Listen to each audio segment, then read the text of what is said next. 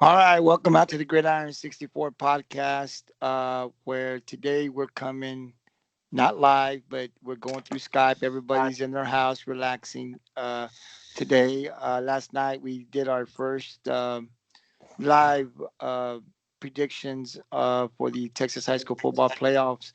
TJ couldn't be with us, but the other four were there, and we had a great time. I think we're at about a little over 200 in views, so that's great for the first time. I had a lot of fun. Like I said, the crew was there. We were over at Big T's house here in Rockport, so we had a lot of fun. And of course, today we're going to be breaking down Week 11 of the Texas High School football.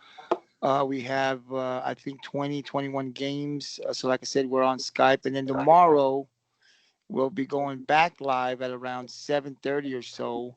We'll be going back to T's house where we will be breaking down actually game five of some of the bigger schools. They're still in the regular season, so we'll kind of talk. We got a few games that we put on the gridiron that we'll be making predictions on, and then we're going to jump into the small schools, the 3A and 2A Division 1 and 2. So, like I said, we don't talk about all the games on the schedule, but we'll put maybe 35, 38 games or something, and we'll be making the predictions on those games as come Thursday and Friday, and possibly even Saturday. All these teams will be playing and see which of these teams will be going into round two.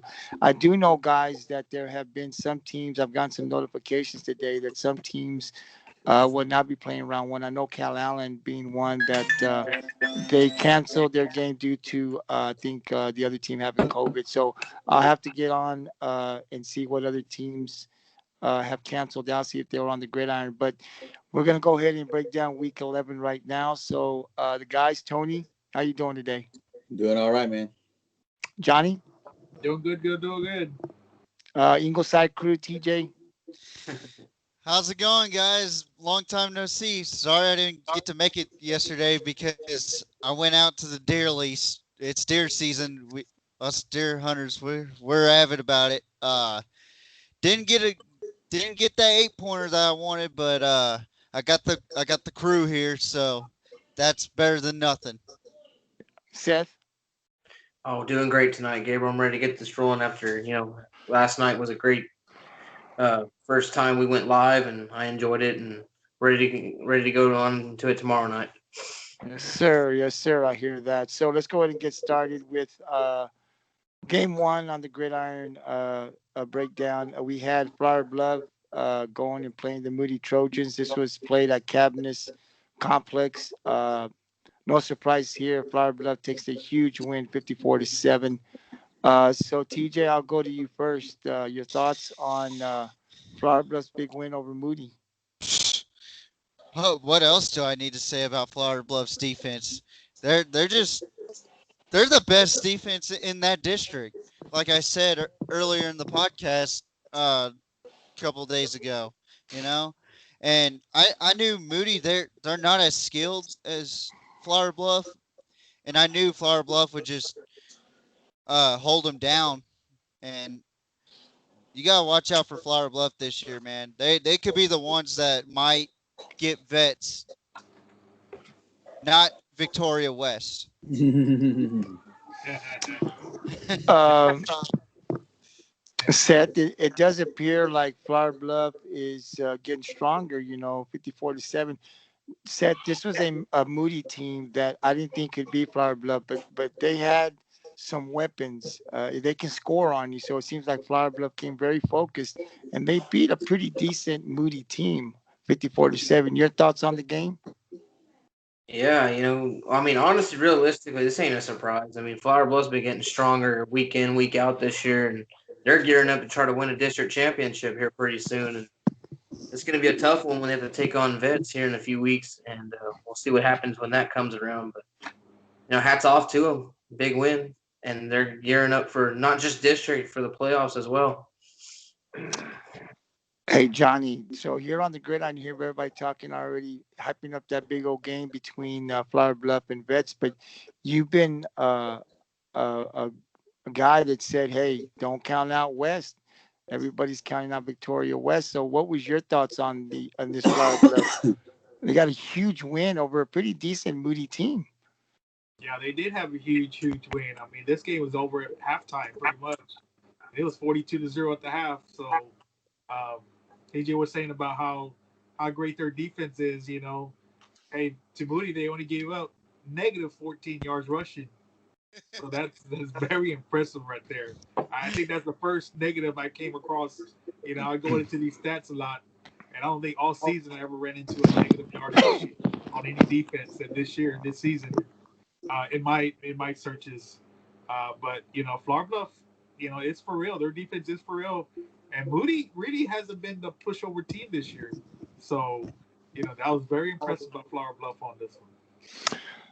Hey Tony, listen. I mean, we saw Flower Bluff, so we know how good that defense is. I mean, they gave Rockport a goose egg, right? Rockport couldn't get nothing going on the pass or the run. So we know this defense is big, they're strong, and they're fast. No surprise. Give us your thoughts on this huge win.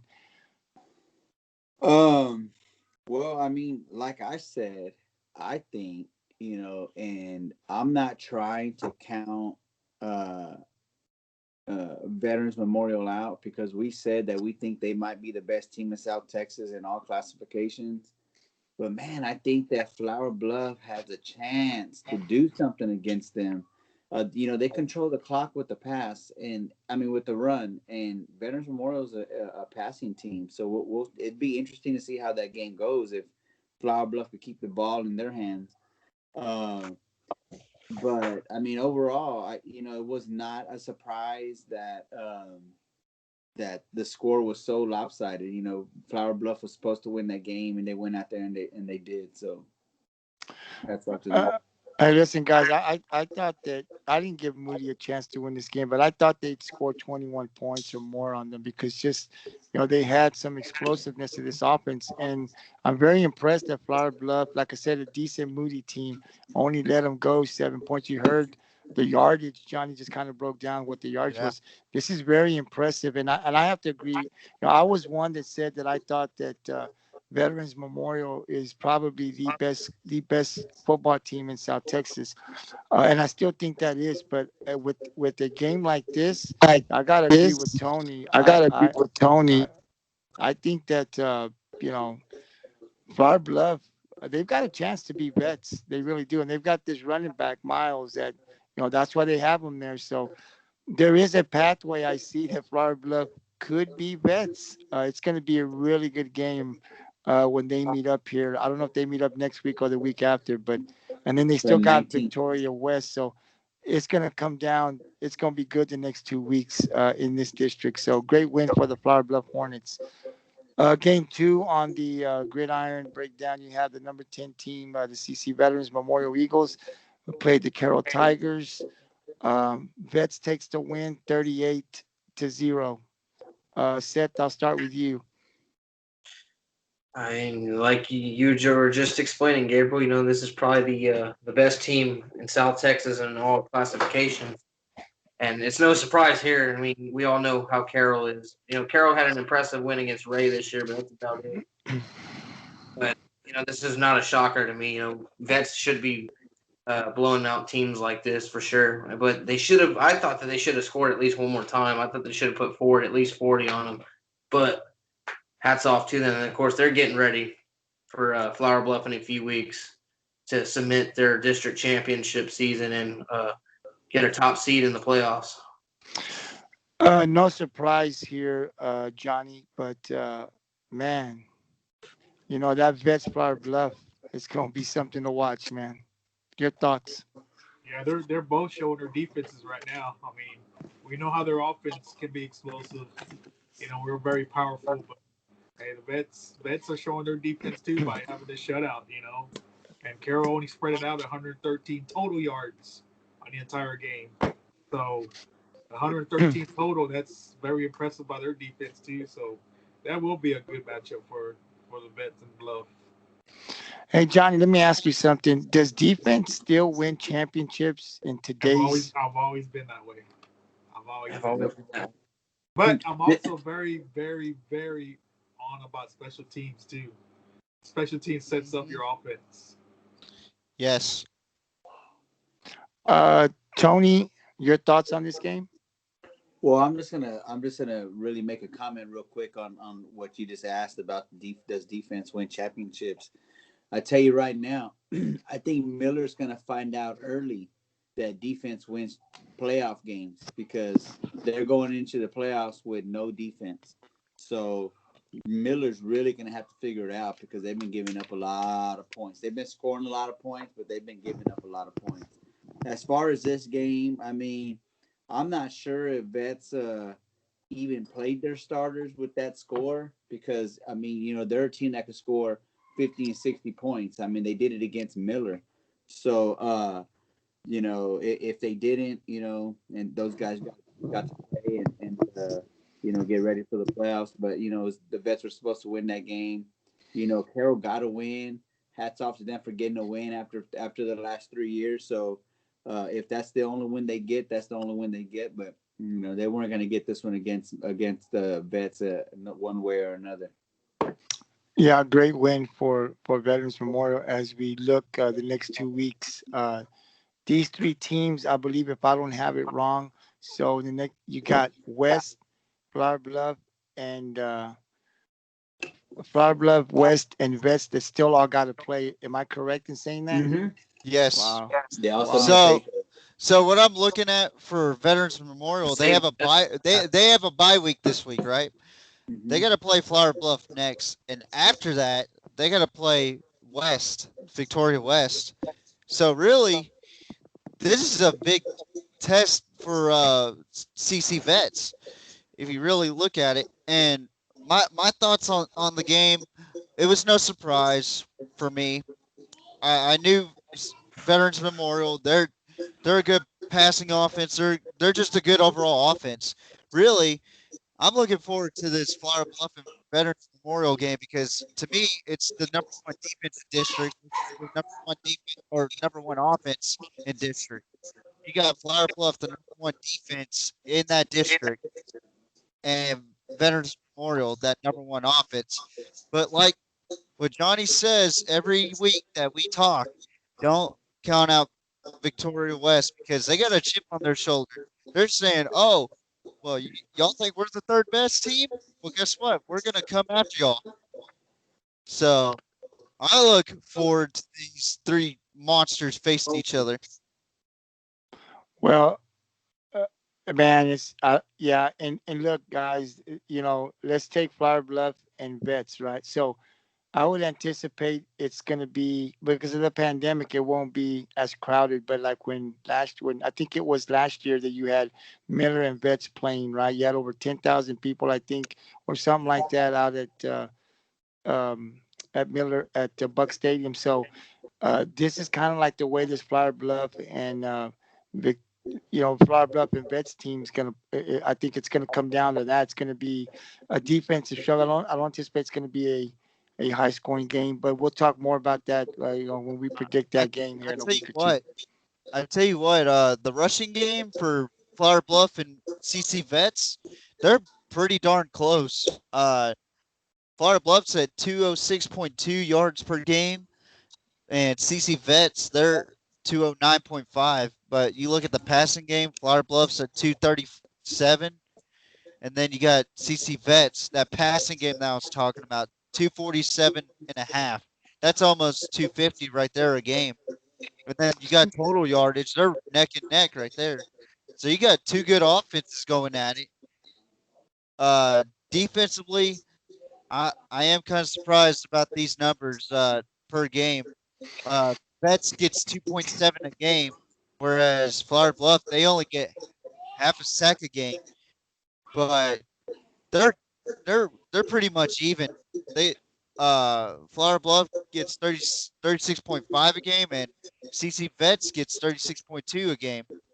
So it's gonna come down to the defenses in this one, and I think, oof, I don't Might be a want to. shootout. You never know. It It's could gonna be be a it could be a shootout, but No, I don't I want to. think I I don't. think with these defenses, I don't see it being a shootout. These defenses are really good. I've never seen Vets' defense, but I have seen Flower Bluff's defense. Yeah, Those they're guys too get to the good. ball. If you can score 35, 40 points on that Flower Bluff defense, you're a good offense. Let me tell you. Um, Game three on the Gridiron breakdown, we had number 6 Manville Mavericks going up against Hightower Hurricanes. Manville gets the win 49-38. Johnny, I'll go to you. Your Man, thoughts on this game? that was a hell of a game right there. Apparently, um, Hightower had this game going into the fourth quarter. They had it. They had it 38-35 going in that fourth quarter. And as Tony has said before, you got to finish off the four quarters. With Manuel scored 14 points in that fourth quarter to shut it down. You know, I mean, Hightower had it, but you got to, they just couldn't finish out that fourth quarter, and that was huge in that game. So um, Manuel didn't come down slacking either, man. They had a total of 616 total yards on Hightower. Mm. That's very impressive on them. So um, that was one big game. I had picked Hightower on that one. So good job, Manuel. uh, Tony, uh, man, it was a hell of a game, like Johnny said. Any surprises that Manville beat Hightower? I don't know a lot about Hightower, but I know Manville is a big football town. I mean, I remember watching a special on I don't even know what I don't know it was HBO or something, and it was about Manville and how big of a they got a big stadium and how crazy the town gets over their football over there. So I imagine they play teams that live up to that caliber, and it was a good game. I mean, it was 35-35 at halftime. You know what I mean? It was a good game. They both scored back to back. They traded scores, but I mean in the end, like we said, week one, when we had all these teams that had the first game jitters, you got to play 4 quarters of football, and that's what it turned out to be. It turned out to be who can play the whole game, and Manville played the whole game, scored 14 points in the fourth quarter, and that's how they won the game. So hats off to Manville for pulling it off. Seth? Yeah, Tony and Johnny hit it right on the nail. 4 quarters a game, you're going to be well, not necessarily the winner because you never know with turnovers and special teams and all that. But this one kind of shocked me because I've never really heard of Hightower either. I've heard all about Manville though. They've been a powerhouse for years, and it's but I mean, hats off to them. They got the win. They played till the end and it really showed on the scoreboard. TJ? I really wasn't surprised. I thought it was gonna be a good matchup. I knew Manville would be resilient in the fourth quarter. Like everybody was just saying, they gotta with Hightower, they gotta finish out. That's with all phases of football, all 4 quarters. You got to play all 4 quarters, all 60 minutes. And Hightower, I guess, got gassed at the end. They couldn't keep up with Manville, and Manville's still ranked this year or this coming up game. So uh, if I were Hightower, I wouldn't hold my head down. They did a phenomenal job against a really good football team and keep winning football games, and y'all will get back into it. Uh, and man, like what Johnny and everybody said, what a hell of a game. I was really impressed with Hightower's performance. Game four on the Gridiron breakdown. You have the Miller Bucks traveling to Beaver to play the Trojans. Miller takes the win, but check out this score 86-76.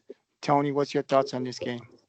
Well, this is just like what I was talking about. When we are talking about does defense win championships, Miller is going to find out early. And I hate to say that because I like our area schools to do big things in the playoffs, but if they don't figure the defense out, that offense is not going to save them. The offense will not save a team in a game. They can against a lower caliber team, but when you get into the second round of the playoffs, you're not going to play low caliber teams anymore.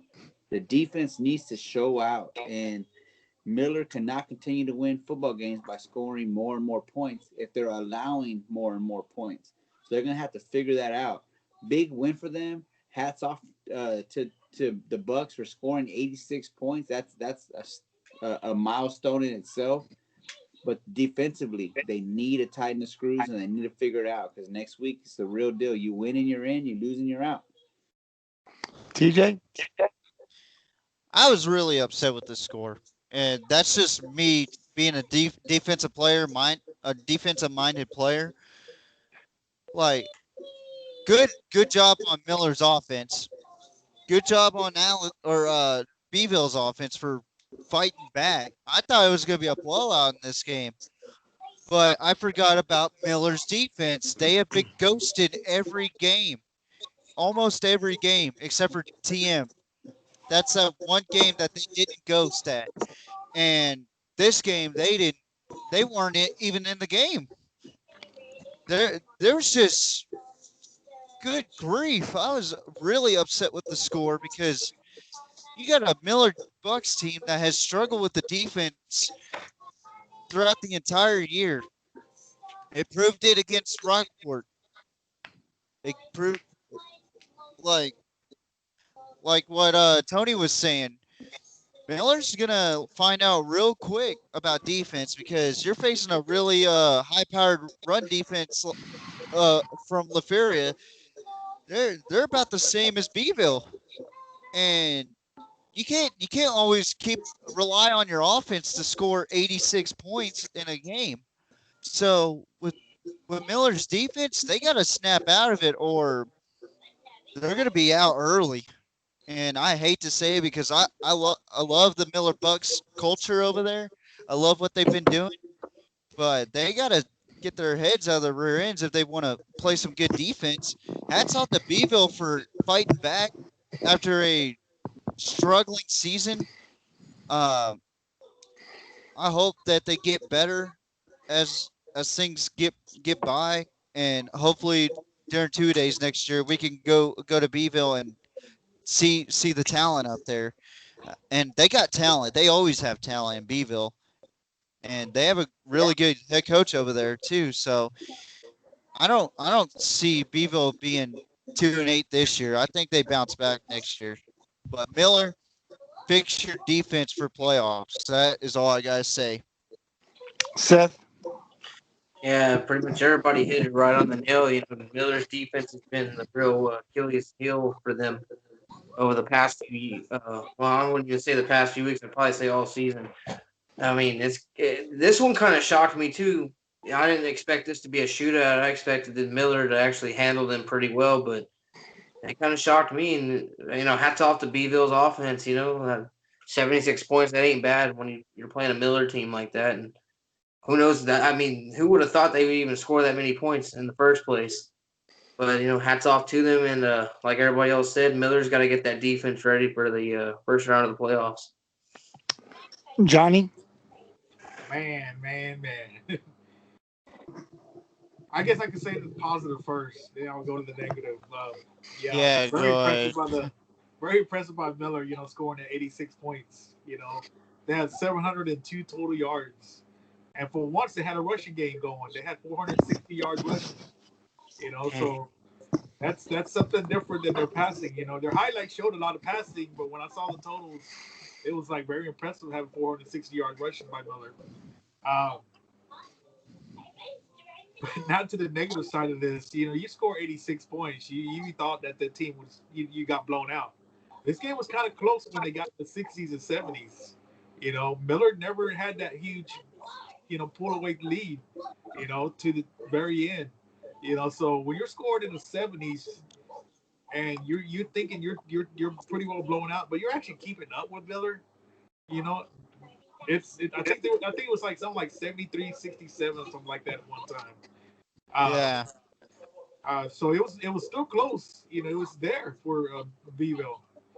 But how do you give up 76 points? Not saying anything bad about the district, but you giving up 76 points to a team that didn't win a game in district. Yeah.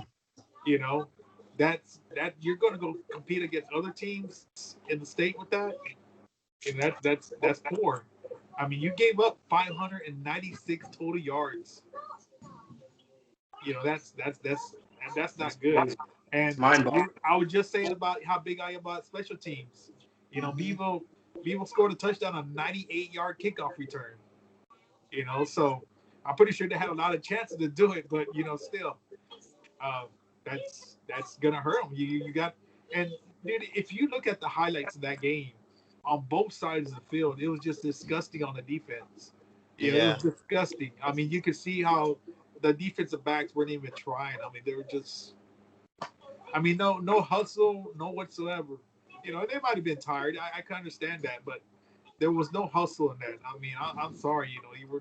You talking about defense over here. I go if I was the defensive coordinator, and I saw my kids galling like that, I'll throw any kind of low, underclassman in there to show me what he got. I don't care if that game gets out of hand. I'm not gonna go for it. I'm going out there to show what my team looks like. But on both sides of the field, those defensive backs were like very horrible. Well, guys, when we did the prediction on this game, I said that I thought Beeville would be competitive in this game Yeah. because I thought that they would be competitive because just like I said, where the Beeville coach has been, he's always won. So, there's no quit in this guy that I've seen. And I've kind of followed him throughout the areas that I've always paid attention to where he's been, and he's pretty much always won everywhere he's gone. So I wanted to see from Beeville, were they just gonna? The season's over. We've got nothing to play for. Miller's coming into town. Are they just gonna get whipped? And they did. I wanted to see if they could build something for next year. Well, this is a building block for next year for these underclassmen that are coming back. You played against a really good Miller team and almost pulled out the win. You scored 76 points on them. This is something in your off-season program that you can build on going into next year with these underclassmen. So props to Beeville for coming out. They really had nothing to play, could have just shut it down and said, you know what, we don't even care. But they came out, they played. And this is just what I've always said about Coach Sosa's teams. They never quit, whether you're in or out. There's no quitting in those teams. This is a prime example. So props to Beaver for coming out. They had really nothing to play for, and they came out. The offense came out. And they played tough, didn't get the win for 76 points. That's something you can definitely build on going into next year. Turning over to Miller, man, you guys are right.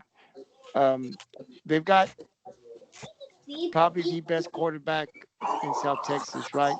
Miller's probably got the best quarterback in South Texas. in Texas, Uh, probably. yeah, in Texas, we can go that right too, maybe.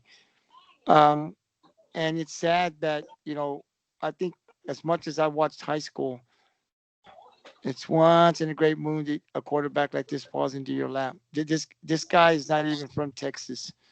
I think he moved here. Well, he's not from the Corpus area. I can't say he's not from Texas, but I know he's not from the Corpus area. So he moved in here, fell right into your lap. That's a blessing, right? And, if he had a defense, oh my goodness, where would this guy be, right? So I Probably would could have this been is say going to, distant this. chance. this He I is probably going could. would to, have been distant this is, chance. this is going to be an early exit for Miller, not I, because of the offense in this quarterback. That defense, if he has one second round, he has one bad game, it's probably over for him yeah, because his defense ain't gonna hold nobody. So, and if they beat LaFuria, guess who they got to play next? Either Uvalde or Lampasas, and Lampasas is the number 2 team in state. oh well, they're playing So Lampasas. They're playing Lampasas. yeah, Uvalde's not beating I think Lampasas. so Yeah. too. Yeah, that's not gonna And happen. that No, yeah, that's going to be a definite lamb pass this week for sure. But this is yeah, what I'm saying, guys. This is what I'm saying for this quarterback, to not have that defense that can bail you out. You're basically, he's got to play good and score 70, 80 points to even have a chance to win. That's not going to happen. So, I mean, I don't think that this defense will get better. They pretty much played week in and week out. And we've seen yeah, this team get blown out, just blown out And so it's just probably not going to happen. And I got to agree with Tony. Now, I want to see Miller go 3 rounds plus, but it's going to be very difficult. They have the offense to do it, but that defense is going to have to show up in that second round or that first round to get there because they're not going to do it if this defense is giving up 70 something points. It's not You going to know, happen. they And had a also, they had a go ahead. good a decent defensive showing against Cal Allen. I mean, Cal Allen only scored with 32, 35, something like that. It was a It close was game. 30. So It was 34. It was 34. 34 They 28 or something. It was a 34 close game. 27. 34 So if 27. if that defense that played against Cal Allen shows up against Lampasas, they got a chance. But the defense can't pick and choose when they want to play. They're gonna have in the playoffs that you lose, you're out. You know what I mean? That's it. Play. Win or go home. Hey Yeah. guys, I'll say this though. With that defense, the way they're playing, and I'll be surprised if Lafayette can put up some points on them. Miller. We've seen them. I mean, we're just kind of blowing Lafayette out like, hey, no big deal. They're going to land passes. If Miller doesn't come out, if that defense doesn't come out and play, if they play like they did against Beeville, man, it's gonna They're it's going to gonna be be in it's gonna be trouble. competitive, man. Hey, It's that's gonna what I it's gonna said. be That's what I said competitive, man. yesterday's podcast. It ain't gonna be easy for Miller. I think it's gonna be up in the 60s on both sides of the field. Wow, that's I, scary for the Miller Bucks. I think it's going to Oh be a yeah. little bit. I think it's going to be lower. I think it's going to be a 40 point each team. But if that's Miller's defense doesn't hold out like they did, or if they didn't do it like Beeville. Now, if they play like they did against Tolosa Midway, that's a different story. I think they go 60 and they hold uh La Feria, but I don't see Miller's defense holding La Feria's defense or offense because I think they're a little bit better than Beeville. I haven't seen much of them, but I think they're a little bit better than La Feria. And then if they get lucky against Lampasas somehow, you got Bernie, you got Port Lavaca Calhoun right there in that other bracket. You also got Cal Allen. Well, that's in the fourth round. I'm talking about in the third round, just the Oh, third round in general. You got Bernie and Calhoun sitting there waiting for an easy target right there. Even Well, though they played Cal Allen close or Calhoun close too, uh, I think if they play Bernie, they're in trouble. we'll see what happens. Yeah. Game 5 on the Gridiron Breakdown, we have the Alice Coyotes. They travel to play the Toloso Midway Warriors. Alice takes the win 43-23. Johnny, I'll let you go first.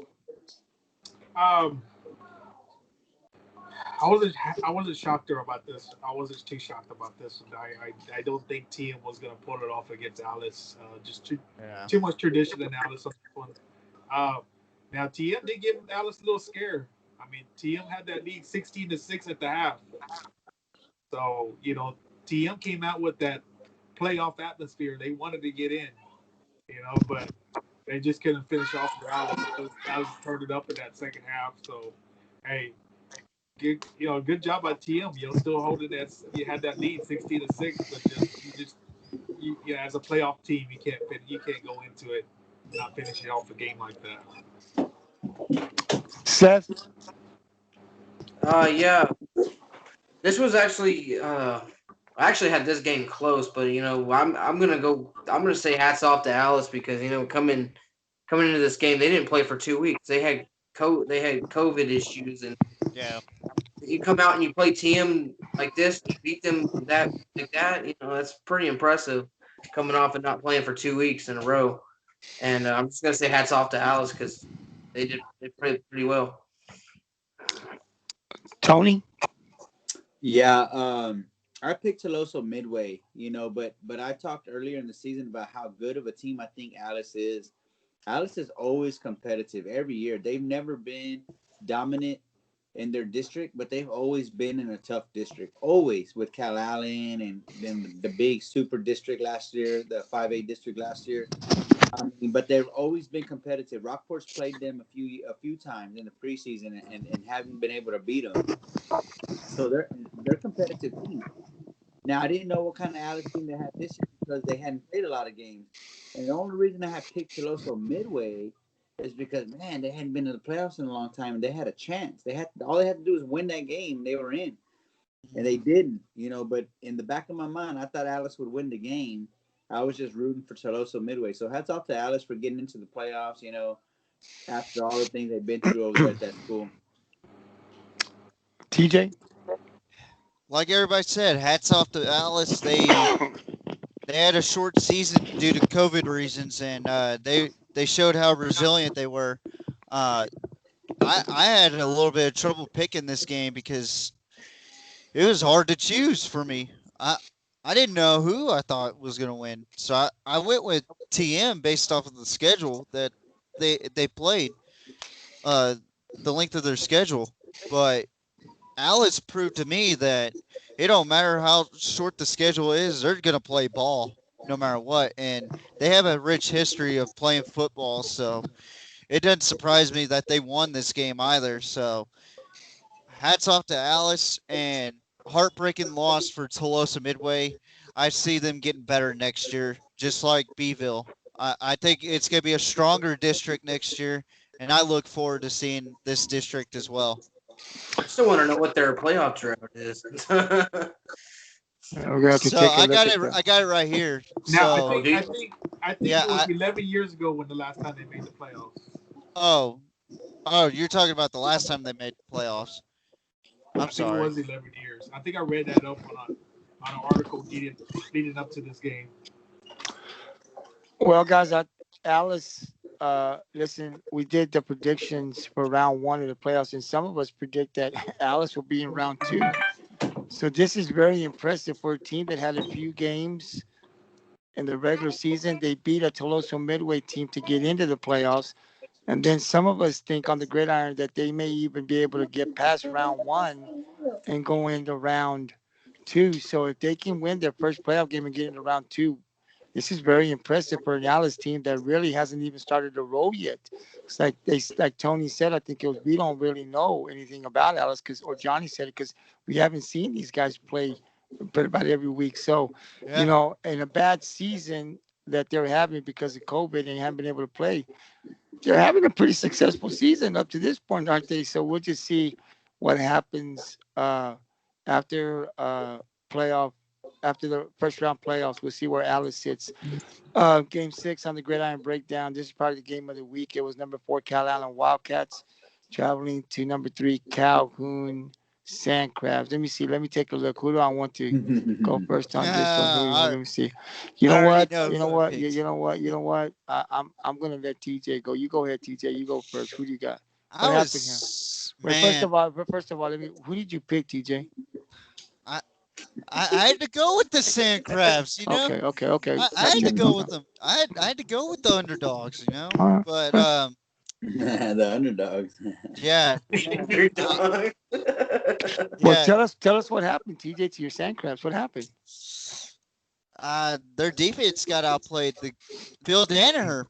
That's all I gotta say. Phil Danaher pretty much outcoached Port Lavaca, man.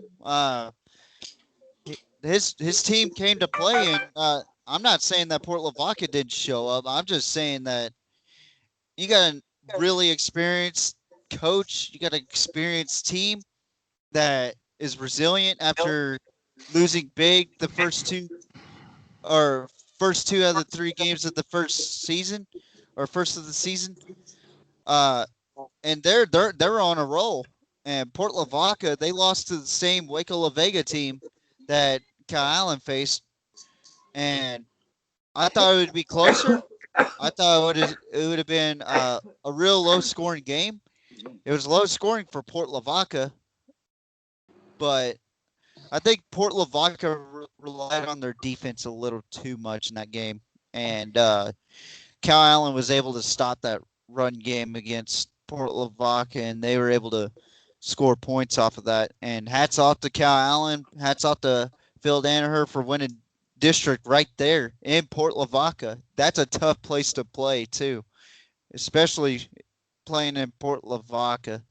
And I don't think Calhoun's gonna I don't think they're gonna let that go. I think they're gonna meet up with Cal Allen eventually because they're on separate brackets. They could possibly meet in the uh Final right region before the final. semifinals. So we'll see.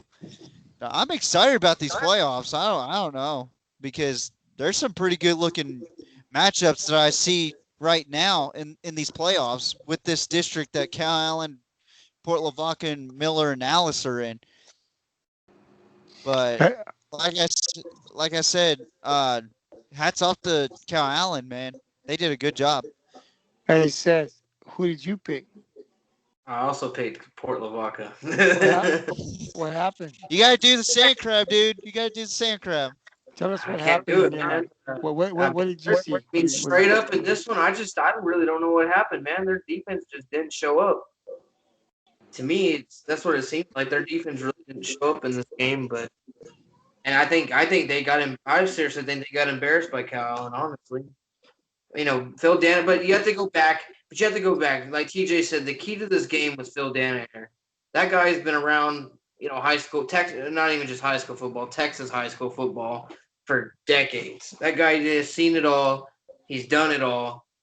It's Except just for one. one There's thing. just there's just one thing left that he hasn't accomplished, and that's win a state championship. And if you tell And me he he can't, you tell me he ain't preparing for that this year, if he ain't trying to get back there to win it, he's gonna do anything and everything in his power to try to do it.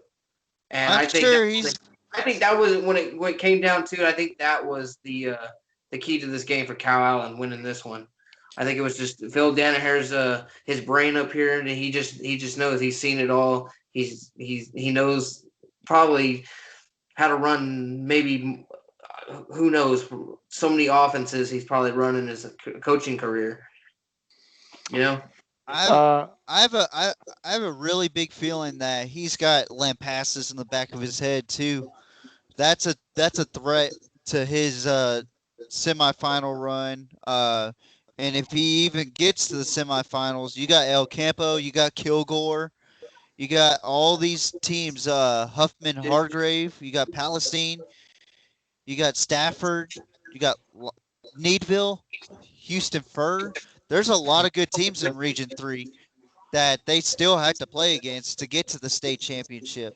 If Phil Danaher's Cal Allen Wildcats can maintain that momentum, that's going to be the biggest thing. Is are they going to be able to keep up with that momentum, or is Lampasas or Calhoun or possibly Miller, if Miller can maintain that defense, which I doubt it, but we'll see what happens. well, Cal Allen's already beaten two of those three teams you talked about. So if you want to bring the other one on, we're ready for him. Bring him on. Tony, Oh yeah, Tony, who did you pick? I picked Port Lavaca. Port Okay. Lavaca beat them last year. Um, I know they had a close. Cal Allen had a closer game against Waco La Vega, but I just thought that Port Lavaca was the better team. But like TJ said, I think Danaher came with a better game plan, and because it looked like Port Lavaca could not get anything started on offense. I mean, I streamed the whole game. They could not get anything started on offense at all, and Port Lavaca could not stop the run. I mean, I don't know how many yards they got per carry, but man, yards after the run even. I mean, that guy was running hard. I don't know his name. I should have looked his name up, but that running back was running hard. He was running downhill, and he was getting yards after first contact, and he looked like he wants a state championship. So I can't wait to see. I'm convinced. I will say after that game, I am convinced that they can do it because Port Lavaca is a really good team and they really really shut them down. So I can't wait to see what Cal yeah. Allen does in the playoffs. Hey, Johnny, who did you pick? I picked Fort Lavaca.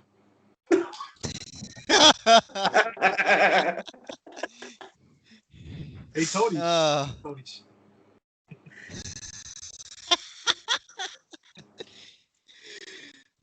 Um, Oh man, Gabriel, you're gonna eat this one up, aren't you? maybe when the second round comes around, their star running back will be around for this game. He got hurt. okay. He got hurt in that first series of the the game. My 1,500-yard rusher. Nah, I'm just joking. Nah, dude, I was very impressed by Cal's defense. They did shut down Calhoun's run attack. I mean, I've been talking highly of this Steve Johnson, their star running back. He had been averaging 180 yards a game, and Cal is shut down to 90 yards. Yeah, 90 yards still a lot, but that's very low for him. Mhm. So How many carries did he have? carries I don't know. Carries I don't know, but he had a hundred. half his He only workload. had 90 yards total, and Calhoun only had 170 yards total rushing that game. Oh 170 man, yards total rushing. So that's that's not low that's for not them. their 300, 400-yard games that they're used to. So I was very impressed by Cal. And um, we all know about what can happen in the second round if it does come around to the second round. Perhaps Calhoun maybe need to do a different kind of strategy as far as how to beat Cal. And um, both teams just stayed with the ground. I mean, the week before Cal went to the air. They stuck to the ground on us. So both teams only attempted 2 passes. That's all. So maybe Calhoun might want to try a different strategy as far as beating Cal if they do face each other. So yeah, go ahead, Gabriel. Basket, basket to win, man. Well, I picked Cal Allen, but I thought it was going to come down to coaching, really, because I thought that, and I'll say, because I watched the game like Tony said, from the beginning to the end, and Cal Allen didn't do anything. They just ran. I mean, they were going through their tackles, and they were getting 8, 9, 11 yards. It was just that running back that they had was a power running back. He was I mean, there was no like trying to get to the outside. He was just right behind his blockers running hard, 6, 7 yards, 6, 7 yards. And then they'd go into another corner. He'd hit the outside. I mean, they were running at will. They actually in the third quarter, I think they scored a touchdown. They were going to score another one, and the Port Lavaca defensive back actually ripped the ball loose as he was crossing the goal line, and they recovered it. Otherwise, Cal Allen scores another touchdown. But it was very impressive, and it really wasn't the Cal Allen running backs because they don't really have a stud back there like Port Lavaca does. But what Cal Allen does have is they have that big old offensive line, and they're big, and they open up the holes. I mean, anybody could run through them, and so it's really a credit to that Cal Allen offensive line. Yeah, They would run behind that number 75. What was his name, TJ? Tyler Buchanan. He's also a USC commit to They Southern California, not the Gamecocks, the Trojans. That's a but Pac-12 school. That's a big commit That's right a big there. for this area they in general. they they ran outside and could get whatever they wanted. The impressive Oh thing yeah. to me on this team was the defense.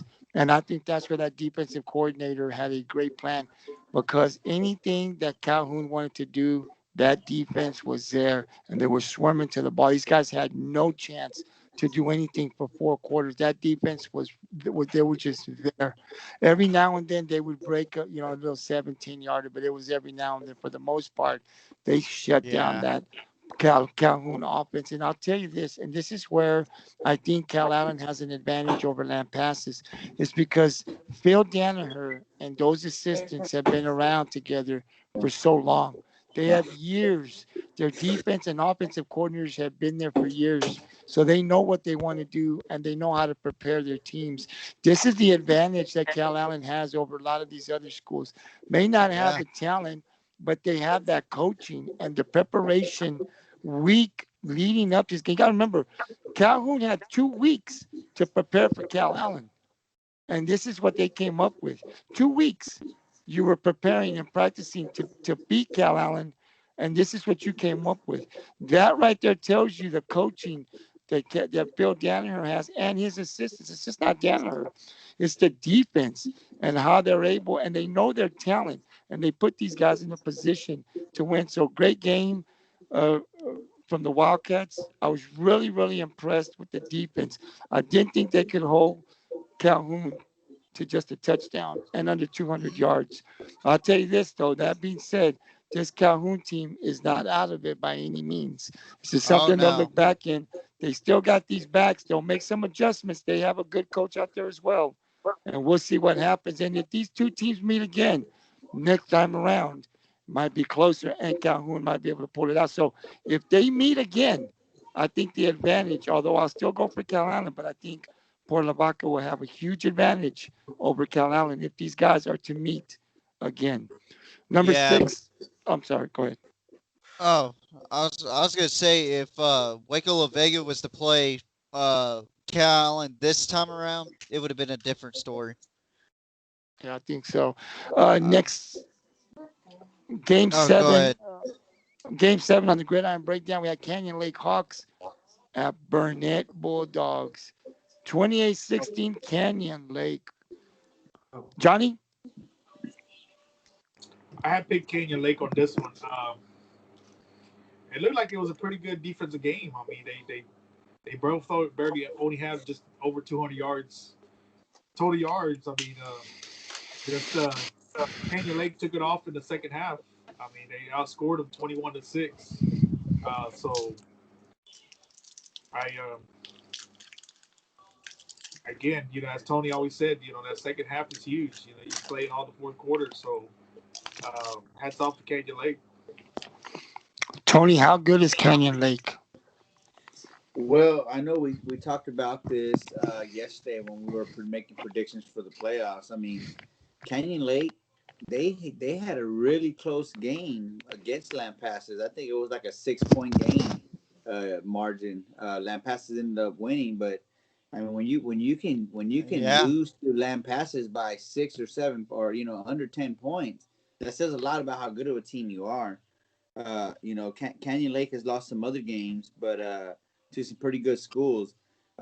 So I think Canyon Lake, you know, they they got a good program over there. But I will also say that man, to get that close of a game to Burnett, going into the playoffs, I think they needed to show a little bit more offense on going into the playoffs because man, the road and that classification, I think they're Division 1, right? For a Division 1, it's going to be tough, and you got to be able to score Yeah. points. I mean, holding them to 16, that's good, but you got to be able to score some points because these teams that you're going to be playing against are going to score points. So Canyon Lake is capable of it. They've had some big wins, but they're really gonna have to turn the heat up on offense. Defensively, I think they're doing pretty good. Seth? Yeah, Tony hit it right there on the nail. I've followed this team for a couple of years.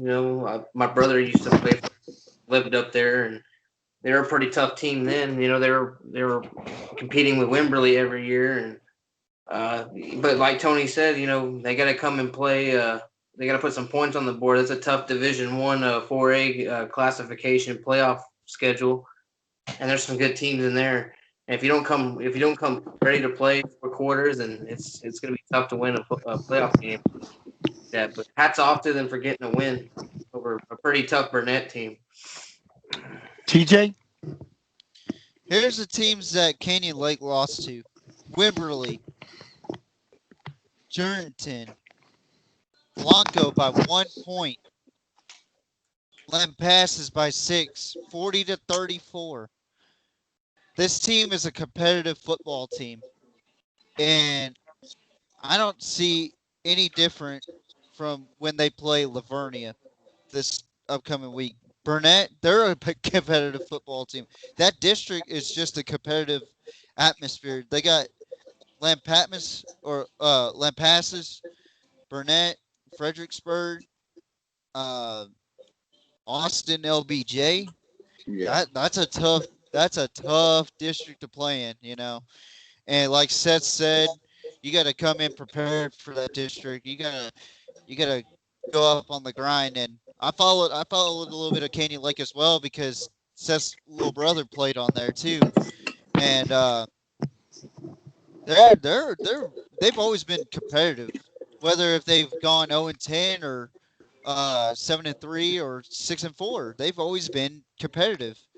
And I see no different in the playoffs this time around, and they got a pretty decent Lavernia team they got to play against, uh, who actually lost to Lagrange, but they beat Lagrange. So I think it's going to be a interesting matchup between these two teams, and we'll see what happens, man. I can't wait. Johnny, You already came to me. did I go to everybody? Everybody got a shot at this game? Mm-hmm. Okay, sorry about that. Number 8 on the Gridiron breakdown. Number 7, El Campo Ricebirds. Traveling to play Needville Blue Jays. El Campo takes the win 40-21. Johnny, go ahead. Um, this game was pretty well. Well, I don't know. I gave Deville a little fight, I guess, towards the end, but not much. I mean, the game was ready 27-7 at the half. Um, El Campo came out with the defense too. I mean, I know we're talking a lot about defense this week. Devo only had 85 yards rushing, so that's not too impressive there. So um, El Campo had 392 yards rushing, so very impressive by El Campo on this one. TJ?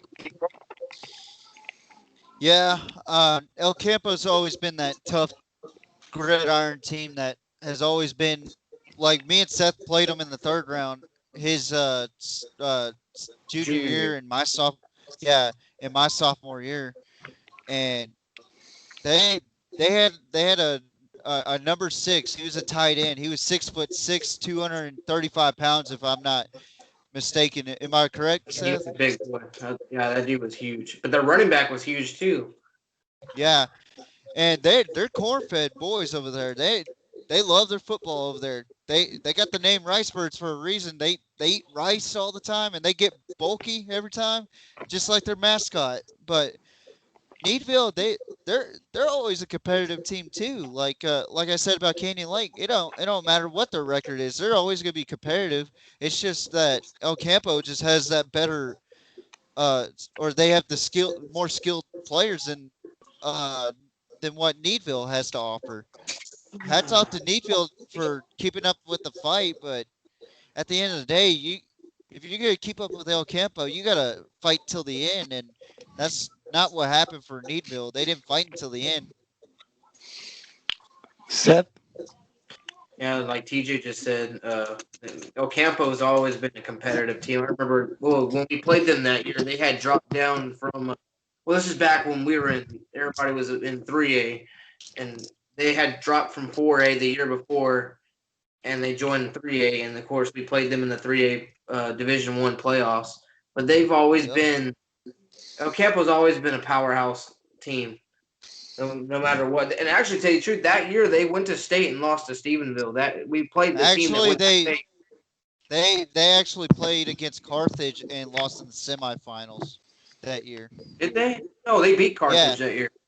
no, they didn't. They I remember they because got they smoked. lost to Stephenville 70-35 in the state championship. You might want to look that up, but because Carthage tore them up. You sure? I remember they Yeah, I'm played sure. Carthage in a. It was a close game. I remember they barely beat Carthage in the semis.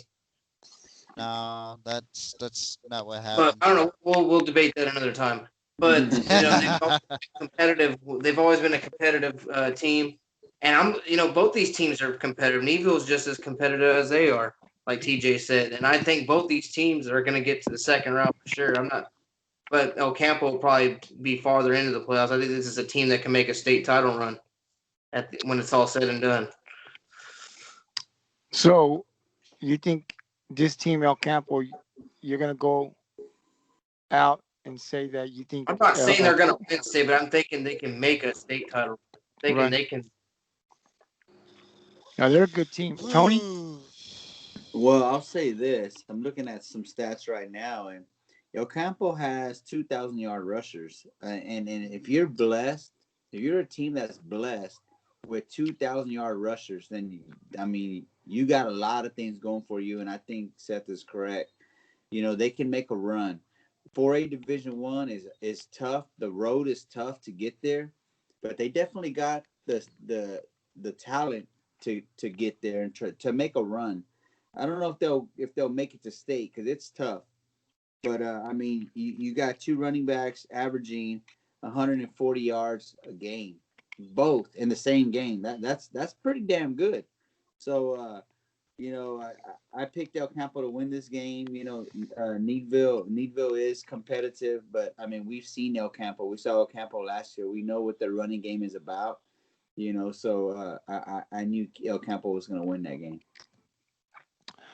Game 9 on the Gridiron breakdown. Gonzalez Apaches traveling to play the Cuero Gobblers. Cuero takes the huge win, 56-7. Tony, go ahead and take this one first. I think Cuero needed a win like that to get those boys motivated for the playoffs. Because man, like we talked about last night, they have different Cuero teams show up on Friday. I mean, I don't know what's going on over there if they're alternating weeks to play or what, but they needed a win like that to get geared up and ready for the playoffs. They got a tough opponent in week 1. You know what I mean? So we will see what happens. I think they got Navarro, if I'm correct, and that's gonna be a tough game. So we will see what happens. But big win for them. I did pick them to win. So hats off to Cuero for finishing the season with a big win. Johnny? Yeah, same as what Tony was saying. This is a great way to go into the playoffs. They needed this big win. You always want that. We said this about Rockport. After they finished off with West Oso, they needed a big win like that. Um, Quirrell, Quirrell came in hungry this game. They're showing that they want to be in the playoffs. They already had the lead 49-7 at the half. So they came out very strong. They had 561 total yards and only gave up 42 total yards. So they didn't, even though I'm just very impressed on both sides. I mean, I know it's Gonzalez, but still, any team can bring up something. So Yeah. very very impressed by Cuero on this. TJ? Very much we needed win for Cuero for morale purposes, and to get into the playoffs. Um, like I said, couple days ago, don't I was saying don't be surprised if Gonzalez uh tries to pull that upset. Well, that didn't happen. That Cuero team looked like the Cuero team that we saw a couple years back. If you remember Jordan Whittington, they looked like they were ready to play for playoffs. And another thing, you got to go with points too. Like they wanted to get as much points as they can so they could get into the playoffs. So hats off to Cuero's offense and defense for a lights out performance. Seth? Yeah, like everybody said, Cuero needed this win to get ready for the playoffs, and I think it really helped them out because we all know Cuero's winning tradition in football and their playoff runs they make, and I think this is getting them ready for this playoffs, and surprisingly, Gonzalez isn't that good of a football team this year. They've been a team that's made the playoffs pretty much a lot of years too, in their own right, and but we'll see what Cuero can do come Friday against Navarro. I think that like last night we were all talking about it. I think we were split on the decision. Me and Johnny went Cuero, and Tony and Gabriel went Navarro. But we'll see what happens. Game 10 on the Gridiron breakdown. Smithville Tigers playing LaGrange Leopards. Smithville takes a big win, 31-13. TJ, you can take this one first. Well, if I look at my notes correctly, I picked Smithville after someone changed my mind. I'm glad I'm glad I made that pick because Lagrange has been struggling this year, and just like Cuero, they haven't looked like the same Lagrange that we've seen in the past with the J.K. Dobbins of the world. And hats off to Smithville making it to the playoffs and looking to make a statement with this team, and I'm excited for those Tigers to play football, man, in the playoffs. Johnny? Yeah, I had picked Smithville too, and now they're I had said last night that I didn't even know that even that school even existed. So now they're pretty well stuck in my head because they pretty well taken over that district. I mean, they weren't on top, but still they gave a good fight all the way through. So hats off to Smithville on this. Seth? Yeah, I mean, I went the other way on this one. I thought Lagrange was going to come in here and put up a more competitive game because they're Lagrange. They've been powerhouse themselves for years, in years past. But this year they just haven't looked like themselves, and I think they kind of like took a step back, and they're just gonna have to reevaluate themselves this off season and see what they can do next year to try to get back into the playoffs and be that powerhouse football team they've been known to be. But hats off to Smithville on the big win. They got into the playoffs, and looking forward to seeing what they're going to do in this first round of the playoffs.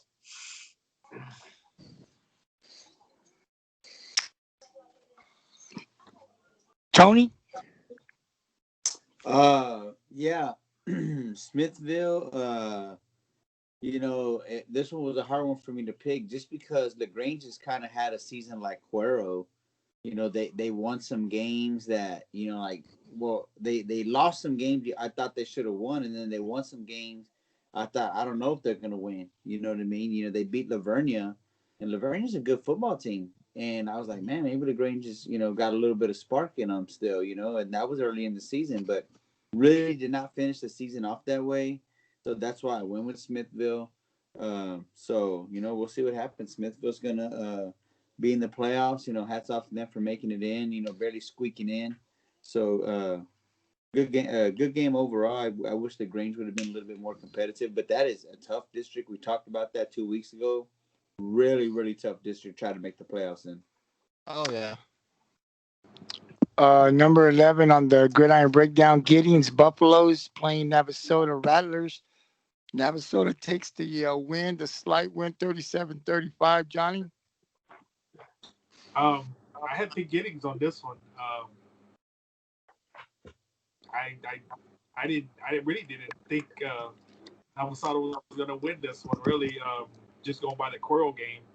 Um, but they both had a good explosive game. I mean, they both had over 400 yards total yards. I mean, just they got outscored in that fourth quarter, 13-7. So that was a major difference. Not finishing off that fourth quarter. So it was a very close competitive game all the way through, and that was obviously a great game to watch on that one. Tony? Yeah, that was a district championship game. And district championship game, it's all about who can play 4 quarters, and it's all about who wants it more. And Navasota, struggled a little bit more versus Cuero. So that's kind of why I went with Giddings. But man, like I said, it's when you get to the end of the season, and especially when you're playing for district championship, you're gonna have tough, close games like that. So man, hats off to both of those teams for really putting on a show, and way to end the season and get geared up and ready for the playoffs. Giddings definitely cannot hang their hat on or keep their put their heads down on a loss like that because they're ready now. They're ready for the playoffs. So can't wait to see how both of those teams do. Seth? Yeah, actually, I think I was probably the only one that picked Navasota to win this game. And what really made me pick them was last week when Tony was talking about the strength of schedule for both these teams, and Giddings played a lot.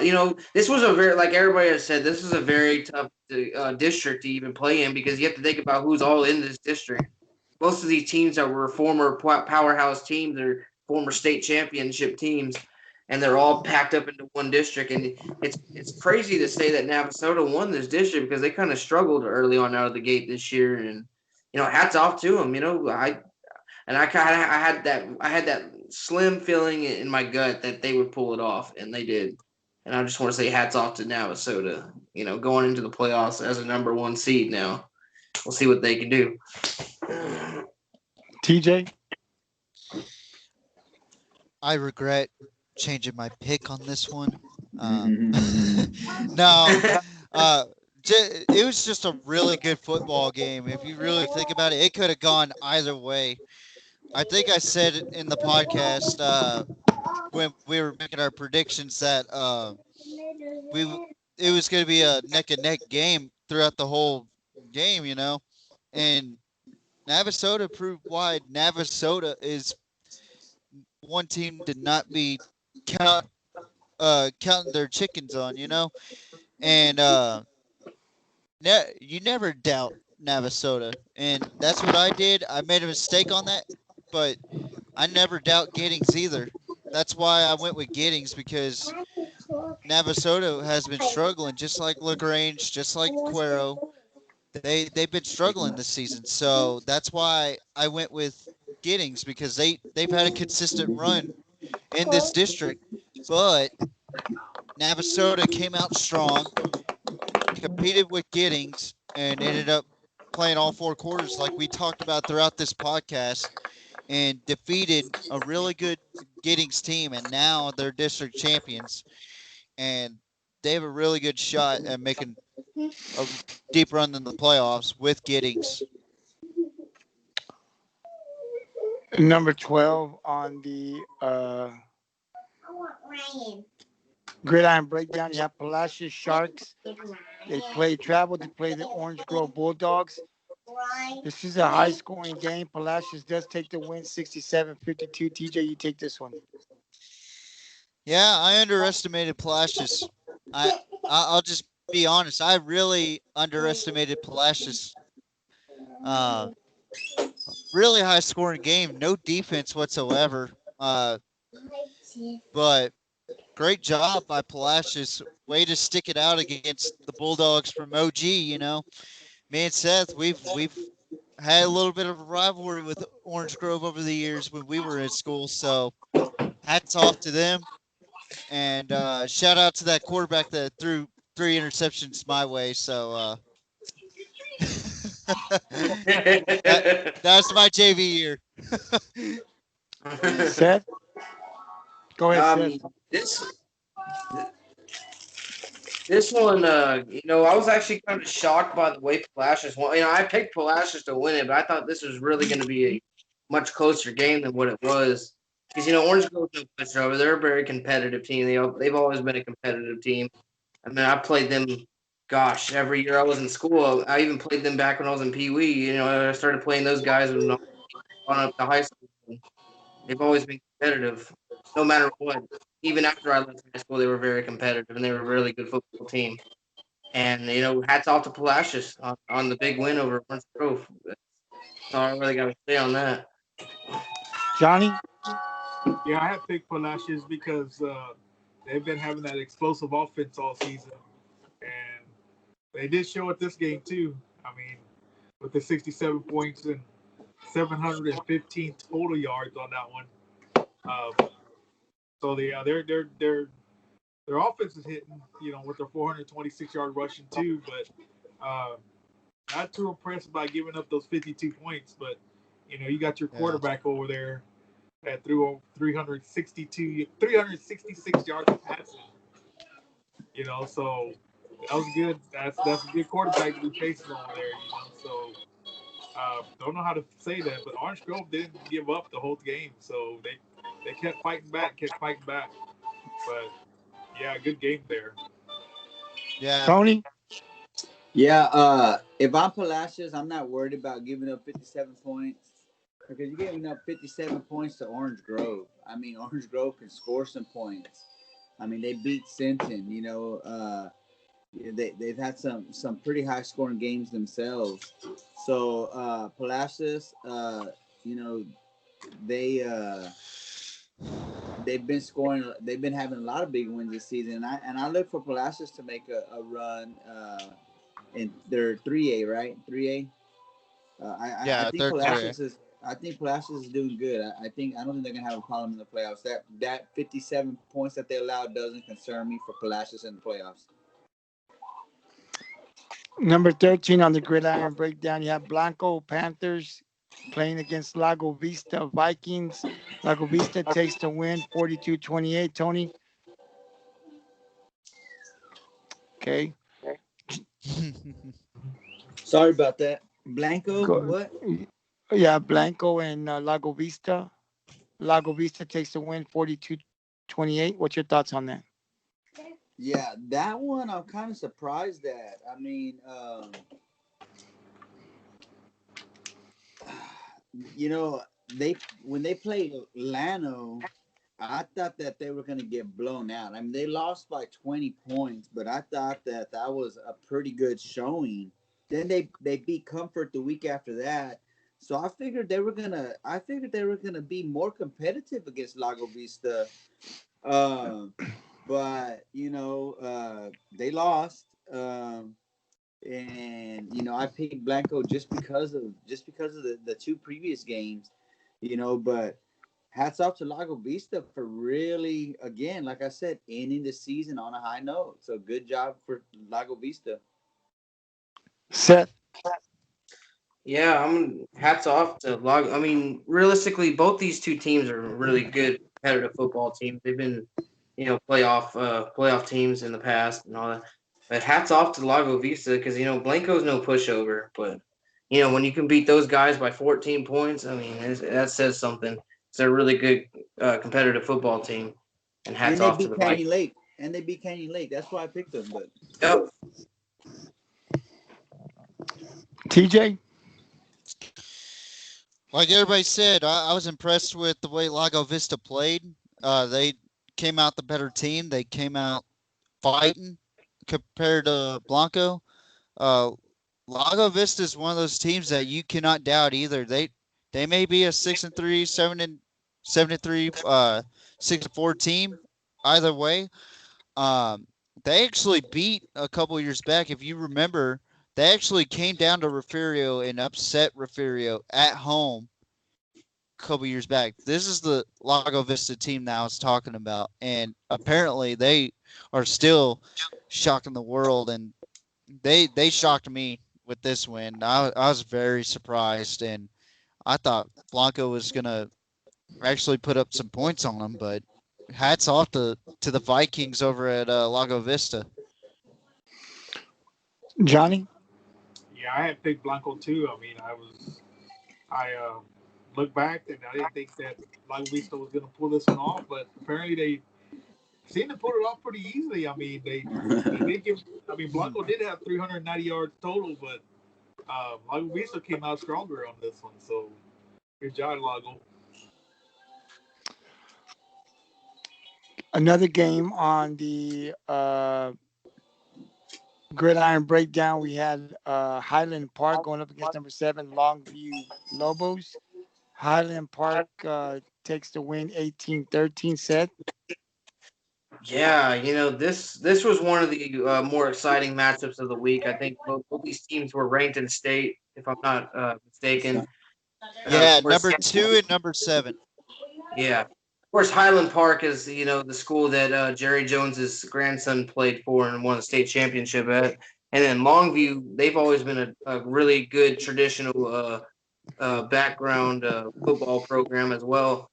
And not surprised in this one. These are two really good competitive football teams, and it went down to the wire. But of course, you got to put, like we've been saying all podcast long, 4 quarters wins you the game, and that's what Highland Park did. And they are a really good team. And this is a team. I think they're in 5A or 6A.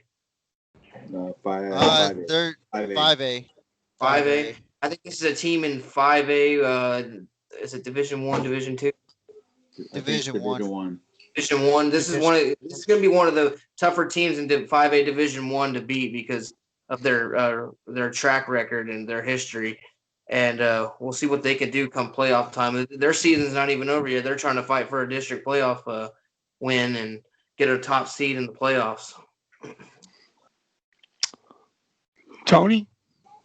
Yeah, I picked Highland Park just because Jerry Jones' grandson played over there. I mean, this area of the state is tough no matter who you play. so I knew this was going to be a good game and anyone could win it. Uh, but I mean, if you look at their schedules, I mean, 5-1 Longview and 3-0 Highland Park. Going into this game, any of them could have won this game. And 18-13 proves that it was a great game defensively. So, but again, despite not knowing a whole lot about them, I went with Highland Park just because Jerry Jones. TJ? All right, I'm gonna give y'all some historical facts about Highland Park. Some notable guys that I found. Matthew Stafford was from Highland Park. Mm-hmm. Doak Walker, sound familiar? Wow. Yep. Doak Walker, running Bobby back. Bobby Lane. Wow. Um, what's another good name? Well, that's just some of the names that came out of Highland Park. It's expected. It's tradition over there in Highland Park, and also Longview has a couple notable names on there too. I'm not gonna get into that side just yet. I'm gonna wait on that. But I I expected this. Two top 10 teams facing each other. It was gonna be a close game. It was gonna be. I thought it was gonna be a little bit more of a high scoring game in the 30s. Um, but hats off to the Scots and hats off to the Lobos for keeping the fight to the Scots at home. But at the end of the day, the Scots came out victors, and they are really are a team to be reckoned with in the 5A Division One. For they're a for real team, and they proved it against Longview. And I knew Longview's Matthew had a Stafford, but I didn't know the other two. huh? I said I knew Matthew Stafford went there, but I didn't know about the other two. Yeah, Doak Walker and Bobby Lane. Those are two NFL and college football Hall of Famers. Yep. Johnny? Yeah, I had picked Highland Park. Just I read up a lot of hype on this thing on Facebook, and even the aftermath of this, there's still a lot of trash talking going on between those two schools. I mean, you got one that says, we beat the what out of you, and the other team saying, we were basically right there with y'all. So it's still much trash talking still after that game. So Oh it's yeah. very interesting reading those comments on there. The next game on the Gridiron Breakdown, we had Port Isabel going up against Raymondville. That game was canceled. Port Isabel canceled. So Raymondville will take the playoff spot in the valley and represent the valley. And we Can I talked say a one? little. I wanted to say one thing about that game. Um, Sure. I feel sad for the Port Isabel. They didn't get their one game they wanted to get in. Um, Yeah. it wasn't even them getting affected. It had to go back to the week before when they played Far San Juan. They had players playing that game uh, who were positive that game, and they found out afterwards, and that's why Fort Isabel has to be sitting out from that game from players being positive by It Far was San Juan. You wonder when Jo- you get eliminated in your season because of another team playing players that had the disease. so the week before that Port Isabel played, that opponent for Port Isabel had players that were playing that had symptoms of the COVID, and because of that week, they had to sit out their playoff game because they couldn't take a chance in getting another team infected. Correct? Correct. Wow, that's a, That's that's that's horrible. unfortunate. That's That's horrible. unfortunate. Um, so we'll see. Port Isabel will possibly be a team that Botingo Sal and Rockport should see if next year we go full season with no pandemic issues. We should see what Port Isabel will do next year. Next game on the Gridiron Breakdown, you had Hermanville going up against Odom. Odom takes the win 28-0. Johnny? Um, yeah, I had to pick Hemmerville on this one. This is something that Odom's like showing up everybody themselves. I mean, they're turning it up now, going into the playoffs. So um, I believe this was the state district championship, right? I mean, am I correct? That Yes. is Yes, it correct. was. This was a district championship, so hey, this is what Odom was real about. I mean, they've been up and down all season, so they've had a winning record, but um, Odom came out with that defense too. Another defensive point I want to make is they held Hemmerville to only 4 first downs the entire game. So I was very impressed by Odom on that. So I didn't think I thought Hemmerville had that offense this year, but Odom has that defense, and so what a great way to go! Big win, big defensive thing going into the playoffs. So good job, Odom. Uh, Tony Odom's still the big dogs in that district, huh? Yeah. In the back of my mind, I thought Odom might win that game, but I went with Heavenville because I mean Heavenville just seemed like they were on fire, and Heavenville has been on fire for a few years. Uh, with in the season with some good records, but Odom has always been a competitive football team. They normally win their district, but their district's not really that tough usually. But man, they played a tough Heavenville team, and they beat them 28-0. So hats off to the Owls. I'm gonna attribute their win to the whole town of Odom watching Gridiron 64 and saying they all picked Heavenville. We're gonna beat them, and I think that's what motivated them to win that game. Yeah.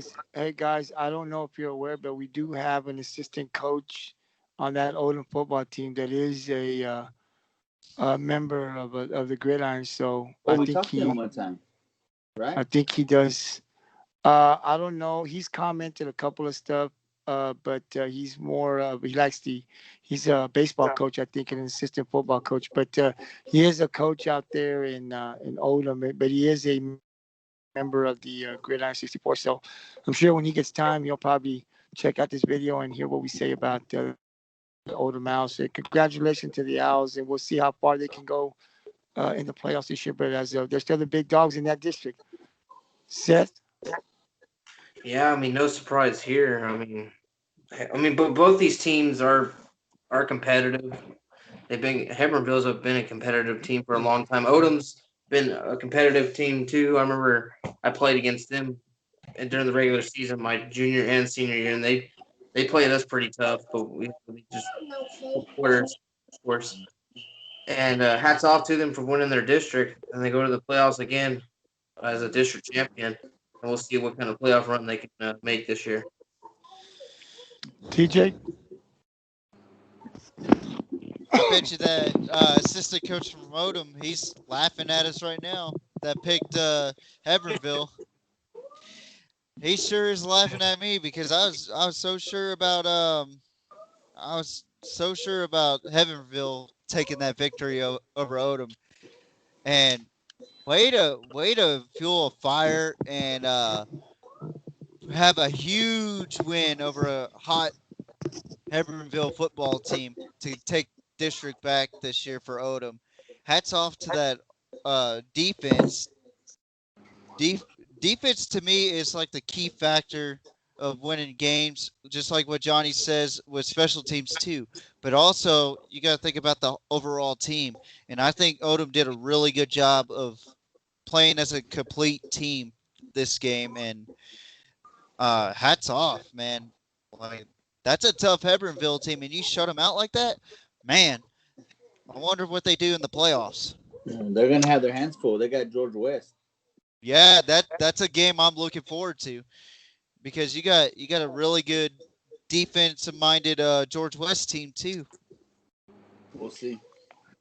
Yes, sir. Next game on the Gridiron Breakdown, Pleasant Grove going up against Gilmer. This was a really good game to have watched. 38, 31-28. Gilmer takes the win. TJ, I'll let you take this one first. I thought Pleasant Grove, they've been in the state championship for a while. I knew it was going to be a really close game. It was a toss up for me, but I thought Pleasant Grove had it in them to beat Gilmer. Gilmer's one of those teams you can't look past, and they proved it against Pleasant Grove. Pleasant Grove ain't no pushover either, but in that district, it's a juggernaut district right there. In East Texas, they're hardcore over there. They love their football, and they will hit you in the mouth, and they will talk trash, and they are not afraid to do so. And hats off to Gilmer for coming away with that win right there at home for the Buckeyes. So, congrats, Gilmer. Johnny? 4 quarters, man. 4 quarters. That's all I'm saying on this one. Um, Yeah. Pleasant Grove had the game, had that lead 21-7 going to the half. Pleasant Grove only scored 1 touchdown in that second half. Just giving it away to Gilmore. So you might have that 321 yards rushing, but you got to finish off that game. Tony? Yeah, this was a battle of two highly state-ranked teams. They're both in the top 10. So I knew it was going to be a battle, and it was 31-28. I mean, that was a battle. But like Johnny said, I mean, you're playing the defending state champs, and you're Gilmer. You know what I mean? You have a better record going into the game, but man, you feel like you got something to prove, and you beat the defending state champs, and that's what they went. That's what they went out there and did. They beat the defending state champs. But like I said, and like Seth and TJ say, East Texas is hardcore football, and that district is. I mean, most schools couldn't compete in that district. You know what I mean? That's a tough district. You make it to the playoffs in that district. I mean, the teams that don't make the playoffs in that district can beat a lot of these teams that made it. So, hats off to Gilmer for really knocking off the defending state champs and coming out with a dub. So, good job to them. Seth? Yeah, no surprise here with both these two teams. They're both, state ranked teams, competitive teams. They've got the history. They've been to the playoffs. They've been to the state championship. And I think to me, I look at Gilmer right now, and I'm thinking, this team, they're probably sitting there thinking to themselves like, man, this is it. We got an opportunity here to beat a really good Pleasant Grove team and get to the playoffs as the district champs and make try to make another run at state and win another state championship. And I mean, I wouldn't doubt it if they made a title run. I could see it, but I'm not saying they are, but I could see it because this team has proven in the I past that they can definitely win a see it. state championship. That they can win the state championship. They've done it plenty of times. They've built a tradition there at Gilmer. They've also they do it pretty well. And hats off to them for this big win. But Pleasant Grove isn't a pushover either. This is going to be another team that's going to be tough to beat in the playoffs as well. Of course, they're last year's 4A Division One defending state champs. So who knows? Maybe they can make a run too. Next game on the Gridiron Breakdown, Lamarck played Sealy. Sealy takes the big win, 56-14. No surprise there. Seth? Oh yeah, no surprise in this one. I had Sealy winning this big, and they proved me right. And hats off to them. I think it's nice to see Sealy back up there as a top team like they used to be way back in the day, and we'll see what they can do in this playoff run this year. TJ? Like Seth said, no surprise for me. Lamar, they've struggled this season. Um, it's I'm going to be brutally honest. It's been a lackluster season for these guys, and they've had a tradition in football. I don't know if it was just injuries that happened or something. I mean, they've been struggling this season, if and Sealy's not a pushover by any means, and Sealy proved it in that game, and creamed they creamed Lamar. So that's all I gotta say about that game. Johnny? Yeah, Sealy took this game pretty easily. I mean, Lamarck's this wasn't their season. This is not Lamarck that we're used to hearing about. But um, good job, Sealy. Way to turn it up during this part of the season. Tony? Yeah, I picked Sealy to win this game as well. I mean, look at the record, 2-5, 6-2, and I don't like to go by that all the time. But Sealy played some good teams. Their losses are to some good teams. So I figured they were gonna win this game. So we'll see what happens in the playoffs. They got a tough round one. I think they're playing Orangefield, so we'll see what happens. But hats off to Sealy for getting that big impressive win.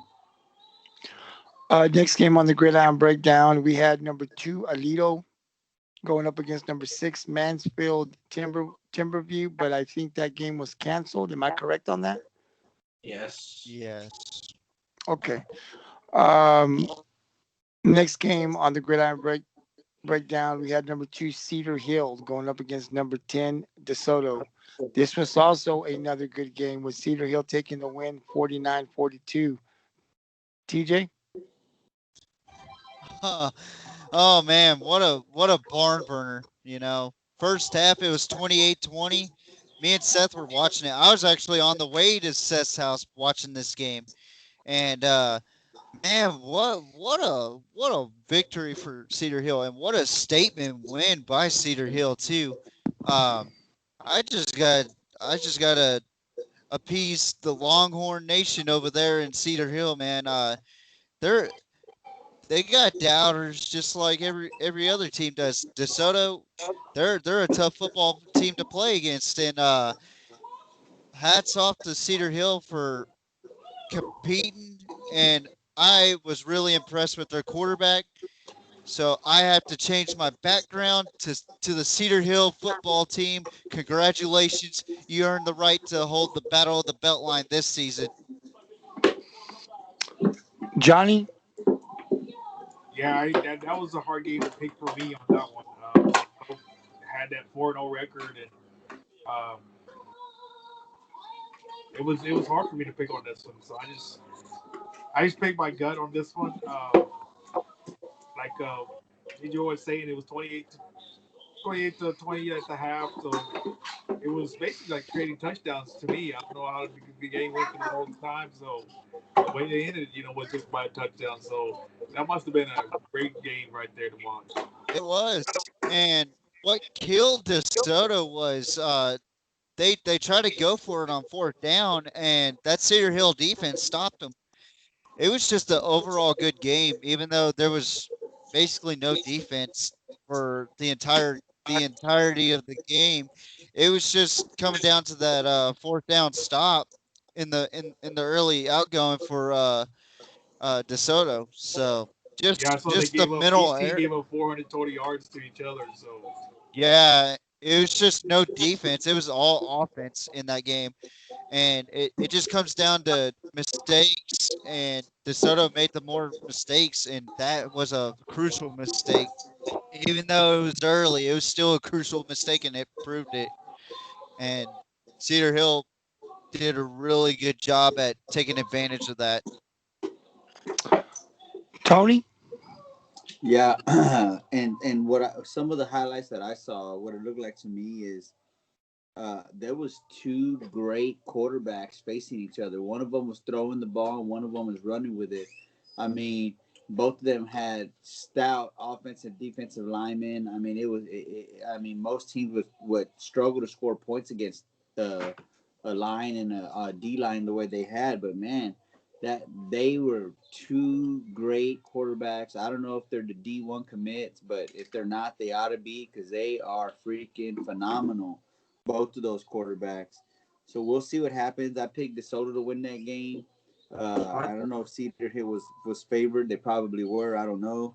But it was a great game. And like I said, it wasn't a matter of there not being any defense. I mean, those two offenses were just high powered, and it showed. Seth? Yeah, I think DeSoto's quarterback's a true freshman. I think TJ's a freshman or sophomore. Wow. Yeah, he's I think he's a sophomore, and Cedar Hill's quarterback is a senior, and he he is a is a D1. He is a commit. I just forget where he committed to. They said it on that podcast. Shout out to Mike Leslie, who broadcasted that game.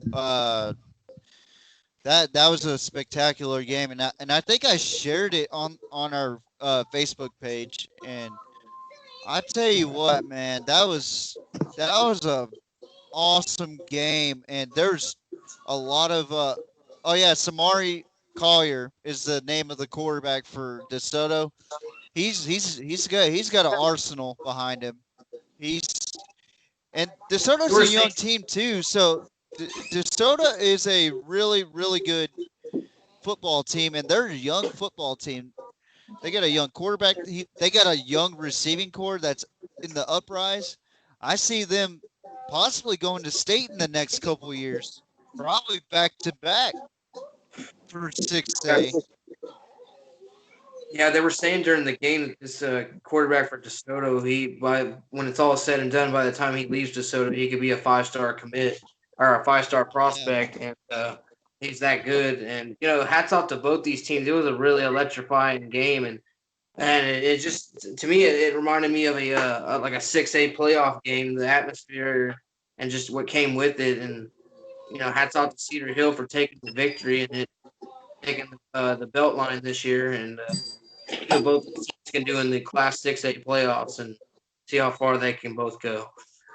but they still got Duncanville to play in their district too. Duncanville's going to So push over either. That's a really good football team as well. so you Out got a 6A. three-headed monster in that district, and I think Cedar Hill might have a shot at Duncanville's number one, if I'm not correct, right? And the number one. Yes, I think so. I think they are. I think they're only. I think don't they have a loss on the year?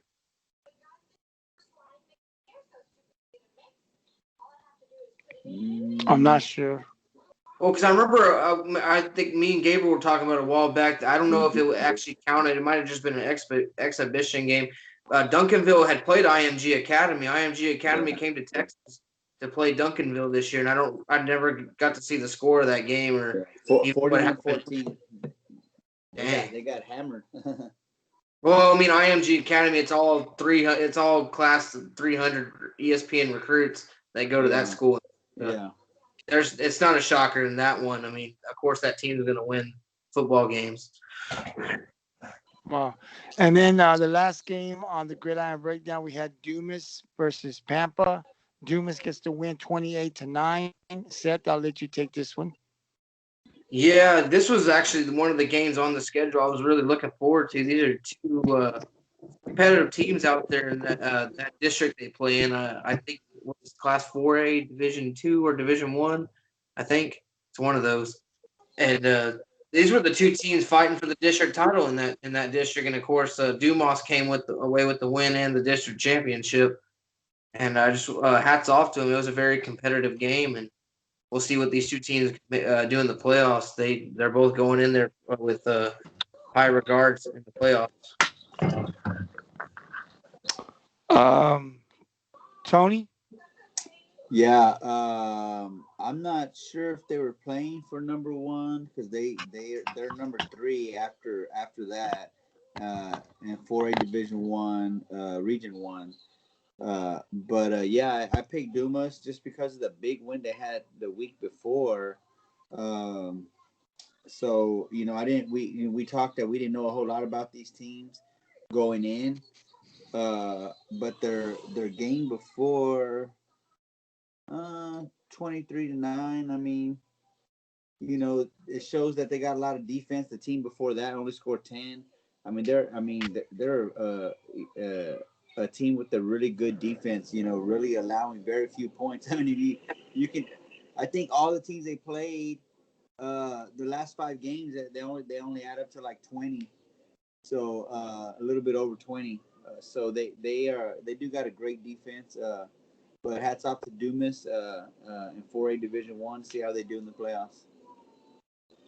Johnny? Yeah, I had to go with Dumas too.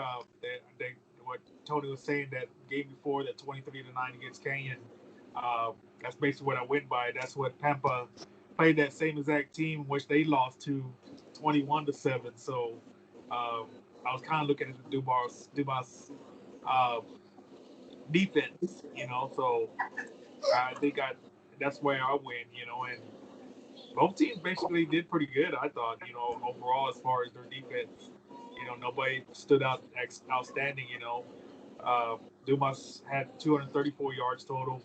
Tampa actually had totaled them by 244. So um, I think high school ball, you're getting just under two. You're getting the 200 yards total. That's pretty good defense. Usually in high school ball, when a team dominates, they're getting under 300s and 400s. But I think the 200s, your defense is doing pretty good. TJ? Man, Man, I tell you what. Sorry, I had to go on my phone for a second. But I picked Dumas to win this game. Great win for Dumas, and I I went off of the base of the strength of schedule with Dumas. Man, they're a tough football team to play against, and Lake Worth better be ready to play this Dumas team because they ain't playing around. So we'll see what happens in that game. Yeah, and this concludes Week 11 breakdown of the Texas high school football games that were on the Gridiron 64 schedule. A reminder that these big schools and some of these schools are still playing. I think they have a couple of weeks left. The 6As that we haven't really talked much about, but the 5As, they're still playing regular season, trying to fight for a playoff spot. Some are fighting for to become district champs. So we'll continue to break these games down every Friday night until the big schools get into the playoffs. And we already broke down the 4A Division 1 and 2 last night, Monday. So tomorrow night we'll meet up again. We'll be going live around, I'd say somewhere between 7:30, somewhere around that time. And we'll be live on the Gridiron Facebook page. TJ will not be available to meet with us tomorrow, but the rest of us, I think, will be there. But TJ is going to send his predictions to us, and either myself or Seth will be reading out his predictions on who he thinks is going to win the small schools and advance over into the second round. So we're definitely going to miss you, TJ, tomorrow, but we'll Oh definitely yeah. be calling out your picks. Um, and like I said, it's been great. We're working on a lot of things still with the Gridiron. So we're gonna have a design that they've been working on for a few weeks now. That's just about finished. That will be coming out. So you'll be seeing our Twitter page and our Instagram page and our Facebook page with different background designs. And we're going to be here shortly. Going to be getting out some cards. So we'll be sending them out to people with our emails. And so the Gridiron cards will come out. So that'll be nice. I'm looking forward to that. And of course, we're looking forward to continue to go live this year until schools are crowned state champs, and then next year, we'll be looking to do more things. So we're always working on improving the Gridiron. It's just we're kind of taking baby steps here, but we're getting there. So I really appreciate all the people that tune in to us. And what I like to see, and I think the guys like to see too, is a little bit more comment. We want to hear from you guys, from your schools. We try to get as many schools as we can on the Gridiron. I know we don't get them every week. Certain schools are on there every week. Some of you on 1 week and off the next week. But if we haven't called out one of your schools and you're in the surrounding areas, man, just comment and let us know. Hey, we're not here in our school in there. I guarantee you, we'll start doing research and we'll put you guys on because we're the Gridiron 64 is just we try to talk about Texas football, but there's so many teams in Texas we can't get to all of them. But if you do want your team up here or you want to comment on something that your team's doing, getting in the playoffs and we missed it, please go ahead. Gridiron is a public page. You can just comment letting us know about the team and what they're doing, and I guarantee we'll do some research and we'll be definitely putting them on one of our podcasts. So don't forget that. Before I say good night, of course, like I always do on the Gridiron, let these guys have their final thoughts and their last words. So Seth, I'll go to you first, man. Any final thoughts before we call it a night?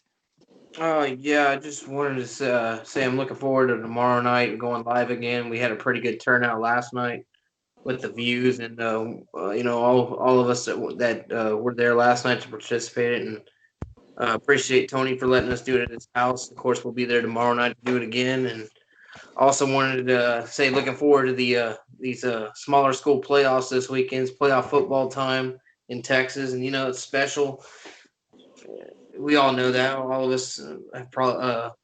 Everybody in Texas knows that this is the biggest state for football, and the playoffs means a lot to everybody in the state that watches it or plays it.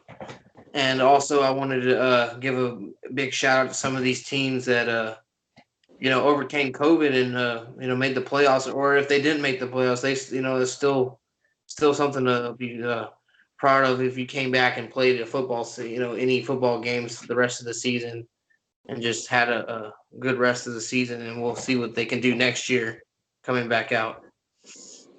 Hey, Johnny, definitely been a year like no other, man. These guys, these coaches and players have had to deal with a lot. Not really knowing if you're going to play 1 week and then you're out the next week. So it's been a very difficult season, but still, under the circumstances, we still got football. The five of us love football. We love high school football. So, any thoughts before we call it a night? Um, yeah, it was an interesting season. Hats off to all the seniors who had just played their last game. Um, good luck in your future. Uh, Here we are going into the playoffs.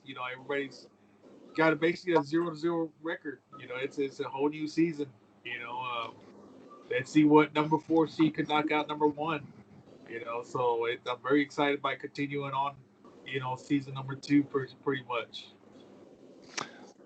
Tony, tomorrow, breaking down these small schools, the biggest school that we'll be talking about is can Refugio again get to Dallas and win another state title?